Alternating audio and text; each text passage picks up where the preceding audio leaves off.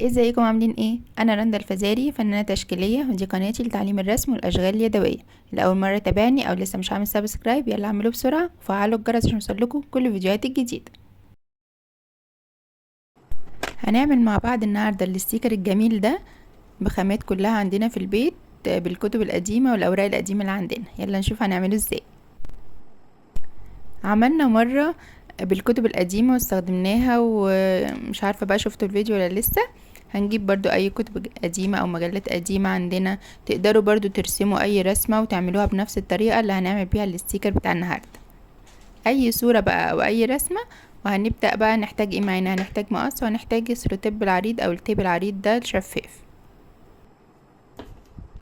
بعد كده هنحتاج يا اما ورق زبدة او ظهر الستيكر. عارفين الستيكر بتاع الكتب والحاجات دي، يا اما ظهر الستيكر ده او ورق زبدة. وهنبدأ نشتغل على الجزء اللي بيلمع. بصوا في جزئين كده، جزء عادي وجزء ده بيلمع شوية، ده اللي هنشتغل عليه. تبدأوا بقى تختاروا الرسمة او الصورة اللي انتوا عايزينها. انا مثلا هنا نشوف الكتاب ده، نشوف مع بعض اي رسمة كده، ولتكن مثلا الكيوي ده، ونبدأ نقصها. يا اما عندنا اختيارين، يا اما هنقص على الرسمة بالظبط مش هنسيب اي فراغ زي كده،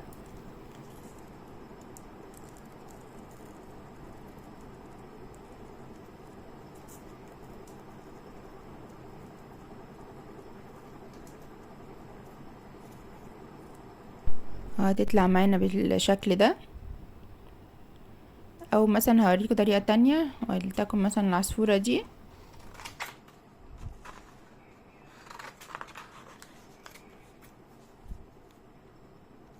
هنبدأ واحنا بنقصها ان احنا نسيب فراغ ابيض حواليها. شوفوا بقى انتوا الطريقة اللي تعجبكم او الشكل اللي يعجبكم في ده هنعمله. طبعا زي ما قلت لكم تقدروا ترسموا اي رسمة وتعملوها بنفس الطريقة دي، او هنسيب فراغ كده من حواليها.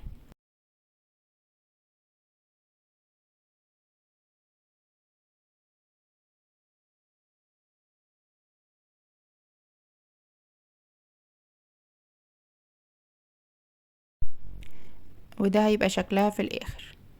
انا عشان ما اطولش عليكم بقى، انا قصيت شوية رسومات كده عشان بس اوريكم بقى الطريقة بسرعة. اهي دي كده شوية اشكال انا قصيتها اهي.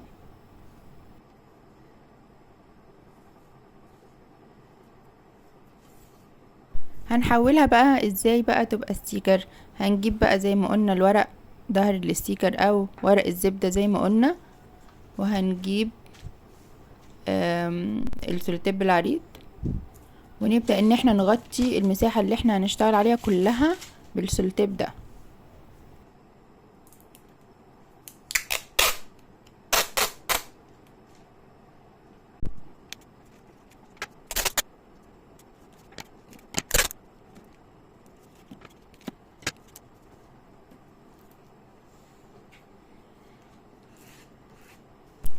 انا هنا بس بشيل فراغات الورق كده، فراغات الهواء. ونرص بقى الاشكال بتاعتنا باي شكل بقى، لان احنا كده كده هنقصها تاني. فهنحطها كده. تقدروا كمان لو خايفين ان هي تتحرك معاكم، تقدروا تحطوا مثلا بسيط قوي جلو من ظهرها كده وترصوها، مفيش اي مشكلة، مش هيعمل حاجة يعني. خلاص، وهنبدأ ان احنا نرص الاشكال بتاعتنا كلها. نتأكد ان ظهرها يكون عليه السلوتيب اللي احنا لسه حاطينه. وبعد كده سيبوا بس مسافات كده عشان تعرفوا تقصوا. خلاص، هنبدأ ان احنا نغطي كل ده بالسولوتيب تاني. زي ما قلت لكم، لو خايفين ان هي تتحرك معاكم وانتوا بتعملوا الخطوه دي، حطوا عليها جلو من تحت على كل صوره كده، حته جلو صغيره. وبعد كده ايه، حطوا السولوتيب. وفرغوا بقى الهواء كويس قوي باي كارت عندكم او اي حاجه. هنبدا ان احنا نضغط عليها كويس. وهنعمل بقى كل الصور بالشكل ده.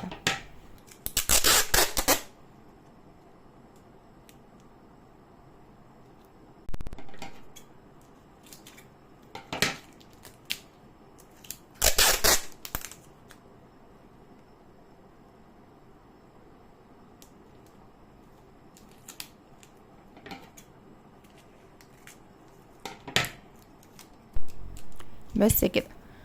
هنجيب بقى الكارت بتاعنا ونحاول نفرغ اي هوا، وندوس على الاشكال جامد قوي خصوصا حوالين الشكل عشان يبقى معانا سليم يعني ما يطلعش مننا. خلاص كده.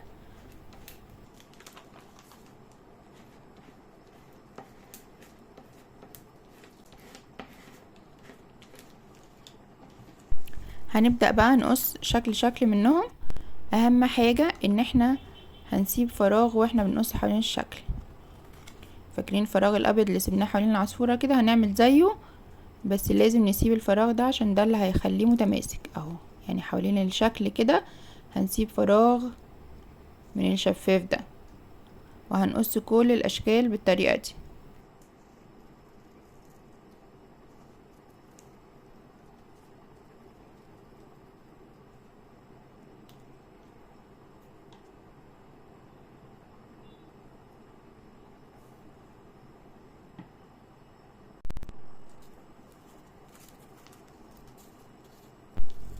هوريكم تاني.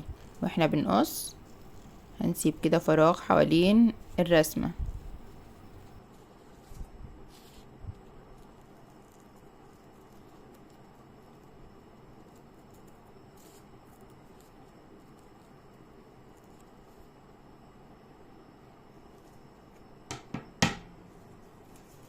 كده خلصنا بقى كل الاشكال اللي احنا قصيناها، بقت معانا بالشكل ده.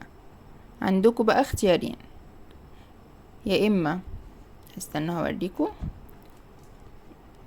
نجيب اي حاجة كده نلزق عليها. دي بتاعت ابني الصغير، بصوا. يا اما هتبدأوا تستخدموها كده على طول، تفكوا كده الورق الزبدة من عليها وتستخدموها على طول بالشكل ده اهي. بصوا شكلها كأنك شاري ستيكر بالظبط من بره اهو. بصوا ولزقت وشكلها جميل جدا ونضيف جدا. او بقى هتعملوا ايه؟ ممكن تعملوا ايه؟ هتجيبوا قطعة من ورق الزبدة دي او ظهر الستيكر وهتقصوها وتبدأوا ان انتوا تجمعوا كل الستيكر بتاعكم عليها عشان ما يضيعش منكم او يتقطع ولا حاجة اهو. بصوا تقدروا تجمعوها كلها كده في شيت زي ما بنشتري كده ايه شيت الستيكر، تقدروا تجمعوها كلها كده في شيت واحد.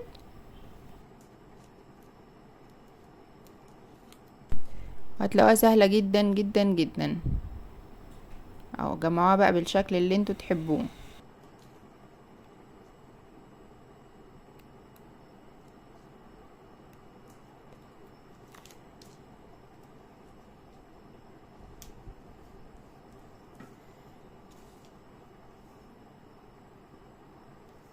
وكده جمعناهم كلهم. تقدروا بقى ايه كمان تزينوه بقى. البنوتات اللي بتحب تزين حاجتها تقدروا بقى تزينوه بأي شكل وتحتفظوا بيه وتستخدموه بقى في اي وقت. وهوريكم كمان ان هو سهل جدا ان احنا نشيله من على الشيت ده ونقدر ان احنا نستخدمه عادي وبمنتهى السهولة. ومستنية طبعا رأيكم، قولوا لي اذا كان عجبكم الفكرة، واذا كنتوا ولو طبقتوها ابعتولي على جروب الفيسبوك او قناة التليجرام، هتلاقوا كل اللينكات موجودة تحت الفيديو. بصوا اهو بيتشال بكل سهولة، ونقدر ان احنا نلزقه بقى ونستخدمه في اي حاجة تاني، وشكله جميل جدا وما كلفناش اي حاجة. وطبعا هنعمل الصور اللي احنا حابينها كلها، مش هنبقى مقيدين بحاجة معينة يعني. اتمنى يكون الفيديو عجبكم وان هو كان مفيد بالنسبة لكم. اللي بقى مش عامل سبسكرايب للقناة يعمل، ولايك وشير الفيديو وفعلوا الجرس عشان يوصلكوا كل الفيديوهات الجديدة. اشوفكم فيديوهات جديدة على خير بإذن الله.